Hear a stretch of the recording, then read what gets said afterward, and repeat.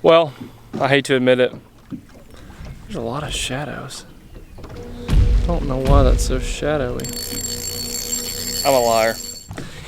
And I say that only because the last video said I was going to do some skinny dipper fishing, which means go fish shallow, go get in the grass, and try to catch some fish, you know, on a skinny dipper. Just kind of mix it up a little bit. I haven't been fishing shallow a lot, but I lied. I'm not going to, honestly. One of the most addictive things is when these fish get out deep. I just can't handle it. I'm not going to go fish shallow. I found a school really quickly, and I just want to hit them in the face. But yeah, as I was saying, found some fish. I'm actually going to fire a drop shot around a little bit. Yeah, we'll just hang on a second.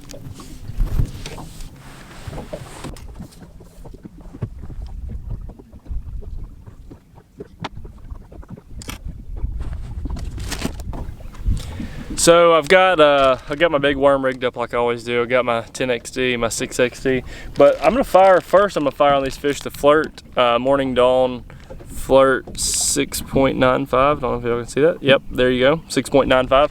It's a killer worm, especially when you use it on a drop shot. And I just nose hook it, obviously. Little drop shot hook.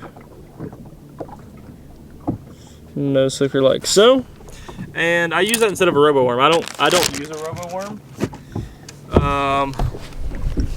One, because I really like that Flirt worm, but two, I get them for free, so that helps. But robo worm's really good, obviously, but I just think I love the action of the Flirt worm. It's got a little bit more action, and gets a ton of bites. Like, it gets a ton of bites. So gonna fire out on these fish. Found some on a little point. We'll strap this chesty on, see how it goes.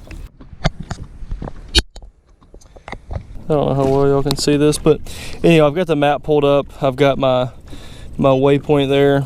But sometimes, you know, you're fishing offshore, you kind of lose your bearings on where you're at on the spot just because you're looking out that way, and it's kind of hard to pinpoint it sometimes. So I'll go out to the fish. I know I marked the fish on that waypoint. That's right where they were. So now I can see they are. Oh, there's starting to be some below me. I'm about to drop down on those. But the fish are 112 feet away from the waypoint that I made. So I just scroll over to that. Like, you can see, you know, the farther you go back, whatever. 112 feet. That's like a 30-yard cast. That's pretty, maybe 40 yard, I don't know. That's a pretty long cast. Actually, there's some fish below me, so I'm gonna start fishing now. But typically, like, if that was the deal and those fish were just right on that spot and I wasn't seeing some below me, I like to be within 65 feet of that waypoint, just because that's about how far that cast right there was, maybe a little bit shorter than that. So that gives the bait time to fall, and then you can start working it. Anything shorter than 65 feet, I mean, unless you're throwing a 10XD, but 65 feet is just my number. I really like it. That's also the side imaging range that I use is 65 feet. I know what it looks like. I know what it feels like. I know that I know I can make it cast out to 65 feet and easily work my bait back through that group of fish. So, just pay attention to that. Pay attention to the distance, because you don't want to think you're throwing on this school of fish and you can't figure out why they're biting, and then all of a sudden you realize that you've been 130 feet away from them and you never even made a cast to them. And on the flip side of that, you don't want to get in too close for several different reasons. One, you don't want to spook them. You know, I don't like getting right over top of them if you don't have to.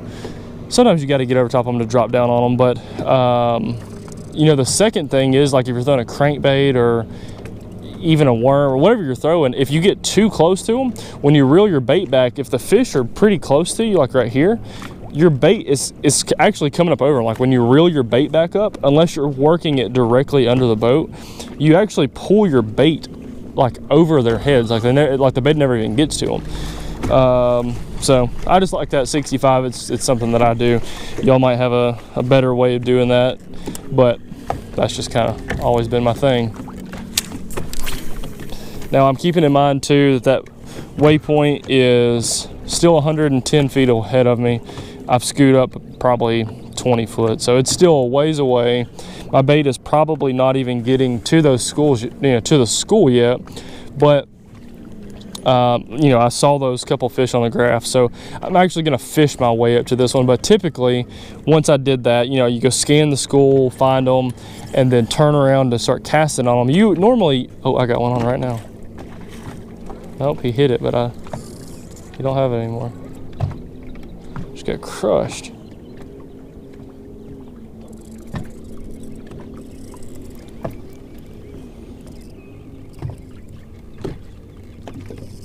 So I was saying, normally you go scan a spot, and you see some fish, you turn around and want to go back and fish for them.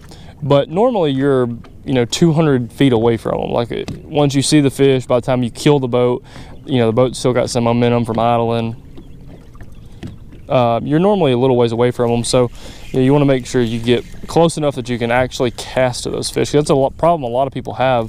And that just all comes back down to getting really familiar with your graphs and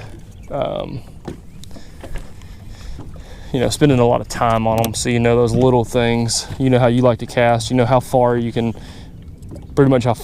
cast a certain bait.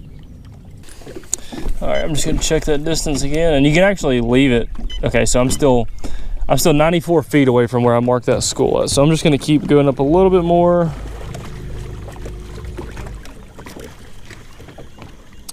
85, 82, 79, 70, 68, 65. That's just what I like, my personal preference. 65 foot away from the spot. Now that cast should have been just a little bit further than 65 feet. And by the time it falls down to the bottom, it gives me a little, 10 or 12 feet to work the bait towards them, and then I should be right in the strike zone.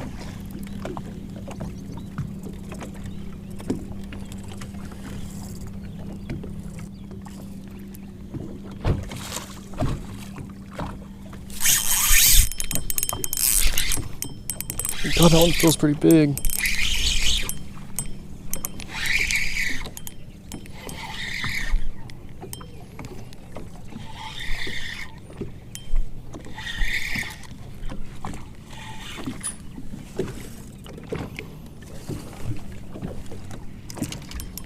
Kind of don't feel like a bass though. Kind of feels like an old catfish.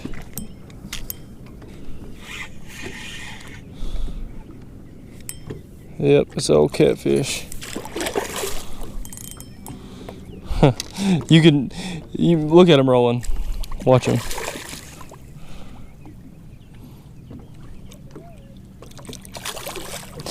You can tell that was a catfish because you saw my rod go wow, wow, wow, wow.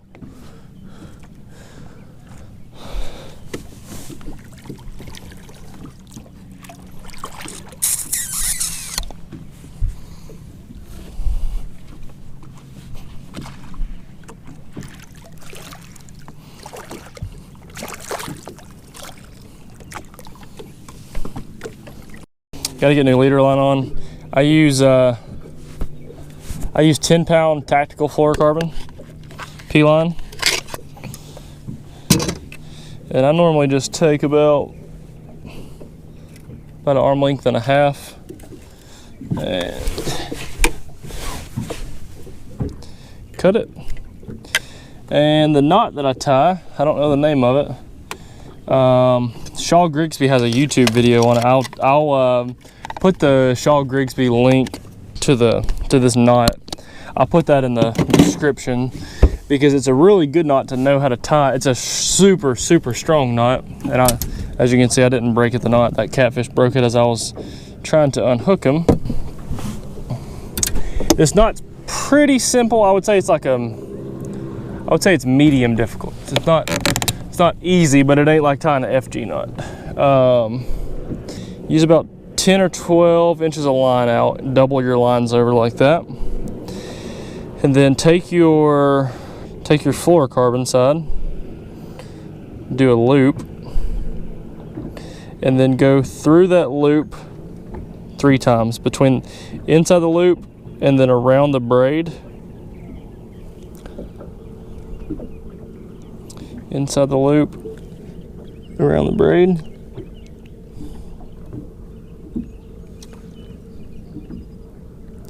Inside the loop, around the braid. All right, so that's pretty simple. Did that 3 times.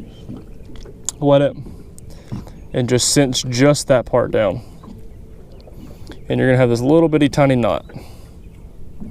I know y'all can't see that, but have that little tiny knot. Now, take your braid line, and I'm gonna pinch it right there, so I've got a gap, and that's the kind of the loop I'm going to use at the end. So I'm going to pinch it there with a little bit left over so that I can make a whatever, you know what I'm saying, a hole. Now I'm going to wrap this around 12 times, and I'm just wrapping the braid around the fluorocarbon.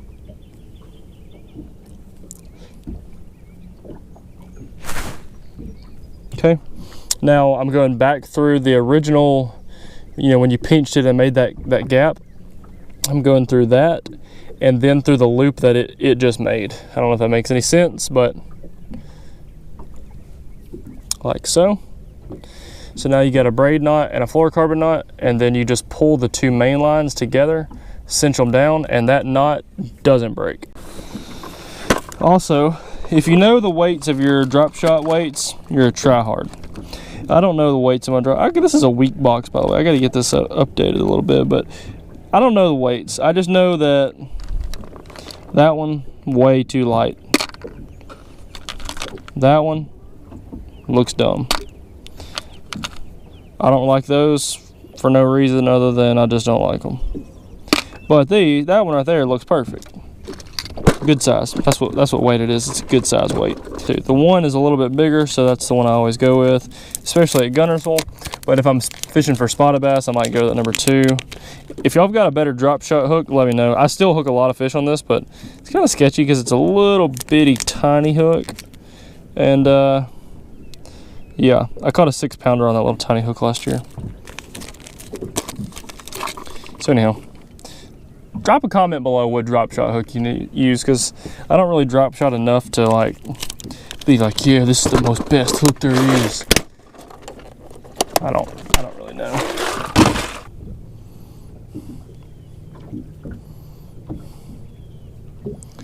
Regular Palomar knot on the drop shot, and once you tie it, almost every single time, oh, I did it right that time. Did it right. You pull on it, you want to make sure your hook's pointing up.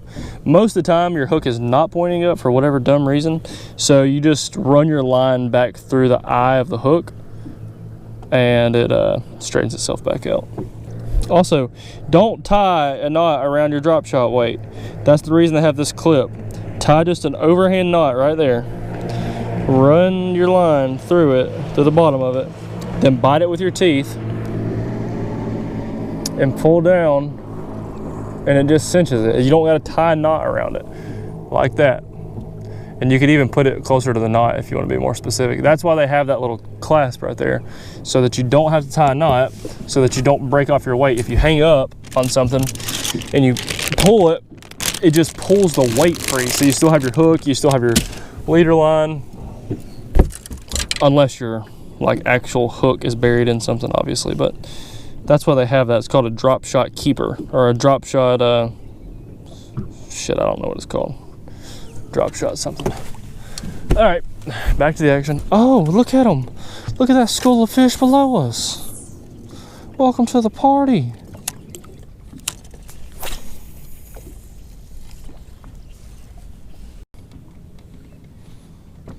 Oh, got ate up again.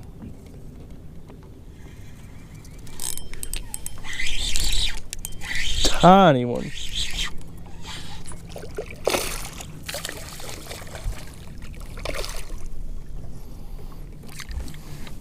Oh, can we save the worm? Oh, can we save the worm? Oh, yes, I still have a fish on, but I hate losing a worm, even though you got a million of them. There we go. Save the worm.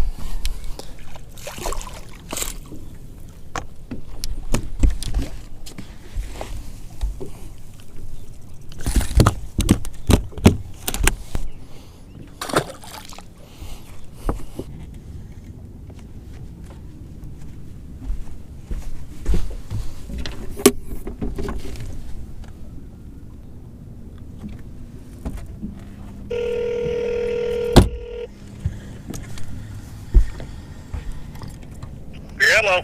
Did you get lost? No. Do you want me to follow you? Well, yeah. Okay.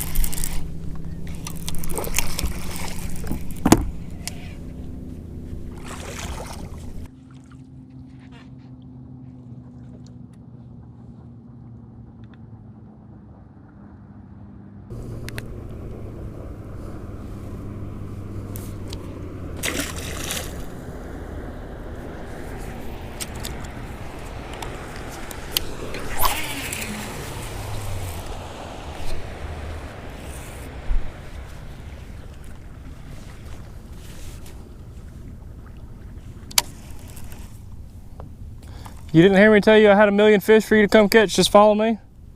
Do what? I told you I had 1,000,000 fish for you to catch, just follow me. Oh, well, I wasn't paying attention. What color are you throwing? I'm throwing red bug, but it Throwing big head or shaky head? don't matter. I'm throwing on a big head, but it don't matter.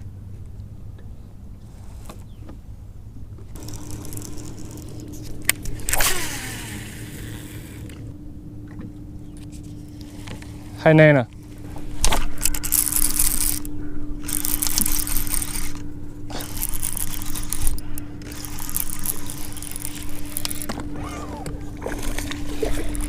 There's like 1,000,000 down here.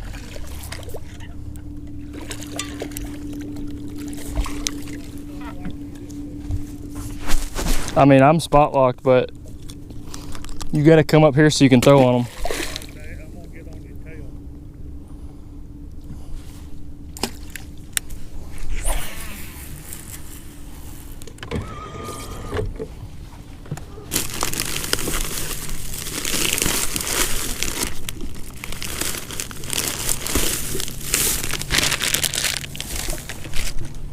Oh, What color you got? green pumpkin. Good of you. I got tilapia, Green pumpkin, red bug, and black is all out there. plum apple. Oh, you got a bunch. I shouldn't have gave you any. Hey, when you y'all don't normally fish this deep, so when you throw out, y'all are fishing deeper than you normally fish. So when you cast, let it sink before you flip the bail so that it falls straight.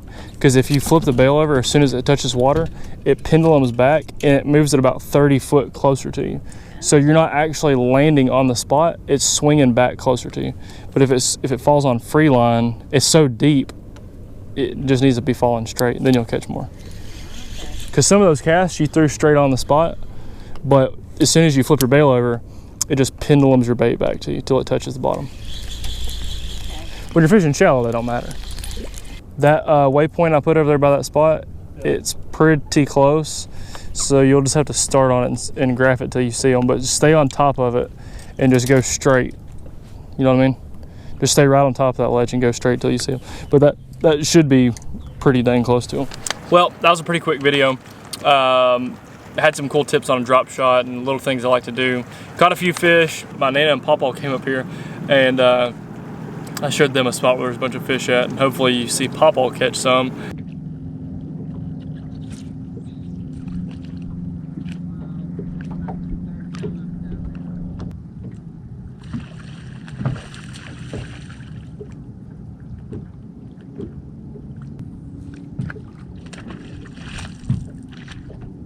Had a lot of fun. I just really enjoy doing these videos.